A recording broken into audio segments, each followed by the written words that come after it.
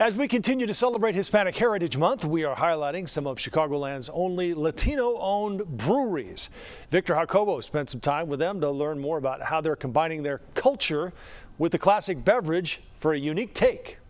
It's just started as a hobby. Victor Santoyo is the founder and owner of SomosMonos Cerveceria. What started in his house is now located in the plant in the Back of the Yards neighborhood, a shared space for businesses and research. I grew up in Back of the Yards, and I didn't want to leave Back of the Yards. I wanted a space here because I wanted to give back. SomosMonos Cerveceria, translated as We Are Monkeys Brewery, puts its own Mexican spin on craft beer, from the ingredients to the names. One of the beers that people have been really liking is our Chica Fresa, which is our strawberry blonde ale. What's next for SomosMonos, and what do you hope for the future? One of the main goals for SomosMonos is have a space to, help other artists and have a place for them to showcase. Santoyo says creating space for his community's culture is part of the brewery's mission. And that's what makes me want to have and keep going with this business.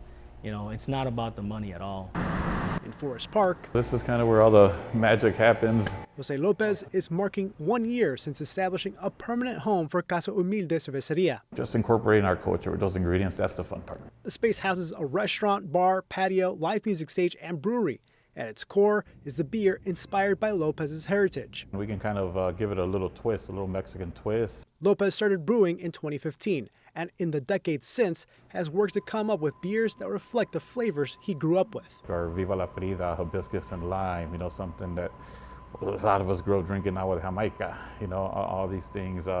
We've done beers with prickly pear, our nopali, our farmhouse style ale. Lopez says the brewery's name, Casa Humilde, or humble home, highlights how he wants people to feel welcome. It represents our upbringing, how our parents, our grandmother, great-grandmother raised us, and just how we want to be treated. That includes Latino customers who may typically stick to traditional microbreweries to try something new. They see themselves here, in the music, in the food and everything, so then they get into the beer and we're explaining it to them. In Back of the Yards and Forest Park, Victor Jacobo, CBS News, Chicago.